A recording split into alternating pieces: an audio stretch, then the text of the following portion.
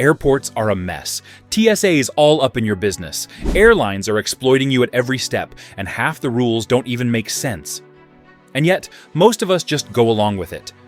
But if you knew what was really going on behind the scenes, you'd probably never look at flying the same way again. You'd think TSA agents are just there to check your bags and give you the occasional awkward pat-down, right? Nope. They're also keeping a close eye on you, not just your stuff, you. They're trained in something called SPOT, screening of passengers by observation techniques. Fancy name, but all it means is they're low-key watching how you act.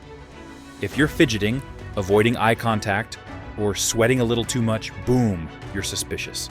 At airports, showing emotion can work against you.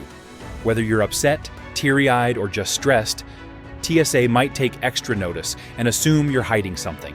It doesn't matter if you're dealing with a personal issue, missing home, or just frustrated with long lines or high food prices. Emotions can raise suspicion.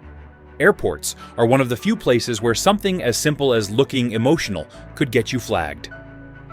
While it's natural to feel things, the reality is that a moment of vulnerability could result in unnecessary scrutiny, just because you happen to show it in the wrong place at the wrong time. Now, if TSA watching your every twitch wasn't enough, there's one thing you really want to avoid seeing on your boarding pass. SSSS. It stands for Secondary Security Screening Selection, which means you're getting the deluxe TSA experience. Pat-downs, bag searches, swabs, the whole 9 yards. And the best part? You won't even know you've been flagged until it's already too late. You'll stroll up to the gate all confident, and then, surprise, you're getting pulled aside. Therefore, always check your boarding pass for those 4 little letters. If you see them, maybe cancel that coffee run and prepare for a delay. Let's keep it rolling. So, TSA might watch you like a hawk, but even their hands have limits. Literally. Pat-downs are not allowed to hurt you. If you got a medical condition, chronic pain, or just a sensitive spot, you should speak up. Thing is, most people don't realize they have the right to say something. Some even walk away from screenings feeling violated or harassed. And yeah, there have been legit reports backing that up. But the law says TSA can't rough you up. If something doesn't feel right, call it out. Now that we're talking about limits, let's get something straight. TSA isn't the FBI, and they definitely aren't your local police. They can check your ID, scan your bags, and make you take off your shoes. But they can't force you to unlock your phone or your laptop. If things go sideways and they suspect something major, they've got to call airport police. They can't cuff you and haul you off themselves. So, if one starts flexing like they've got a badge, just calmly ask, "Is this required or just a request?" You'd be surprised how fast the tone changes. Now here's the tea. Ever had a TSA agent treat you like you just smuggled a bomb because you forgot to take your iPad out? Yeah, you're not alone. While a lot of agents are chill and do their jobs right, some get a little too power hungry. And let me make it clear, once they make it past a 2-year probation period, it's really hard to get them fired. Complaints usually go nowhere unless it's something seriously illegal.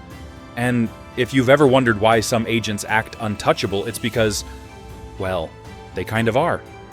Now that you know some TSA agents love a little power trip, but sometimes it's the rules themselves that are ridiculous. Like, why are nail clippers dangerous, but disposable razors are fine? Why does a 3.5-ounce bottle of shampoo get tossed, but 5 tiny bottles of the same stuff are somehow cool? It's giving chaotic neutral energy. And speaking of logic, let's talk accountability, or the lack of it. If the TSA breaks something in your bag, guess what you'll hear? We're not responsible. Classic. But here's the truth. They can be held accountable. You just have to fight for it. File that claim as soon as possible. Gather receipts, snap pics, get witness statements if you can. TSA will absolutely try to lowball you. So don't accept the first offer. Be stubborn. Be annoying. Because that's the only way you are getting compensated. And while we're on the subject of damaged stuff, let's talk about that checked bag you trusted with your favorite hoodie and backup sneakers. TSA screens every bag, and if they don't like what they see, they'll open it. That means locks get cut, wrapping gets ripped, and your neat packing job, gone. They're supposed to leave a little slip if they open it, but those slips, they go missing all the time. And if there's no lock and the lock is busted, someone else might have helped themselves to your stuff. Not cool. To play it safe, use a TSA-approved lock. Don't check anything valuable, snap a pic of your bag before you hand it over, and report any damage immediately. Let me tell you that your checked bag isn't sacred. Treat it like it could get ransacked, because it just might. If you're enjoying these tips, hit that subscribe button or share it with someone who always overpacks and ends up arguing at the gate.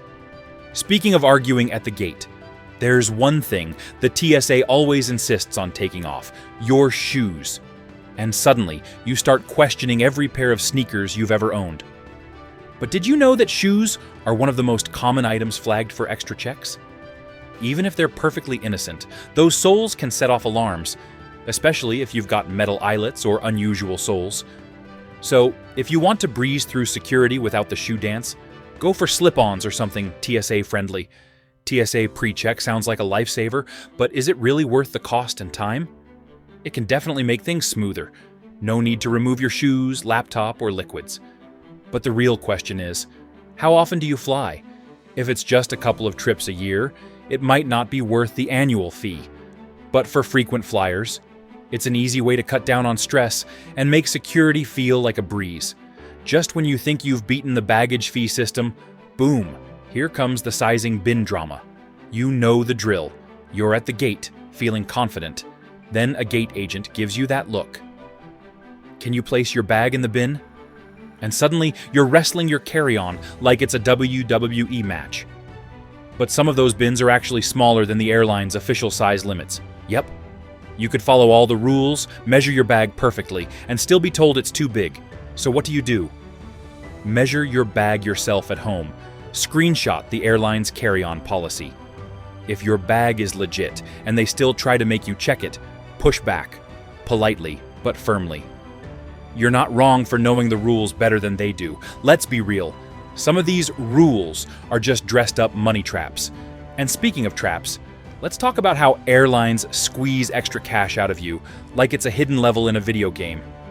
You find a great ticket deal online, hit book, and then, surprise, you're shelling out more just to bring your own stuff.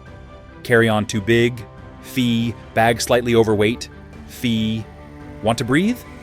Probably a fee. Airlines love when travelers show up unprepared, because that's when the extra charges hit the hardest.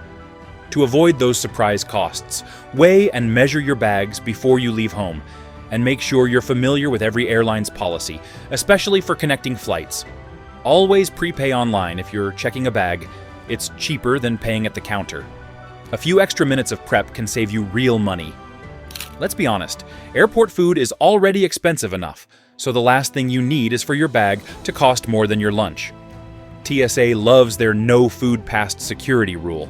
But guess what? You can bring food, just not the liquidy stuff.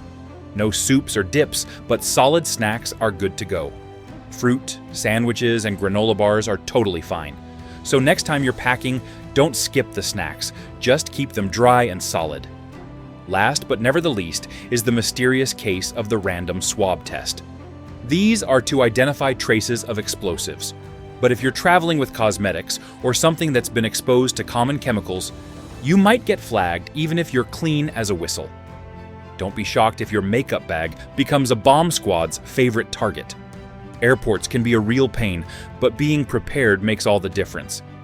Make sure you know the rules, stay sharp, and don't let them take advantage of you. Save this, share it, and next time you fly, you'll be ready to outsmart the system.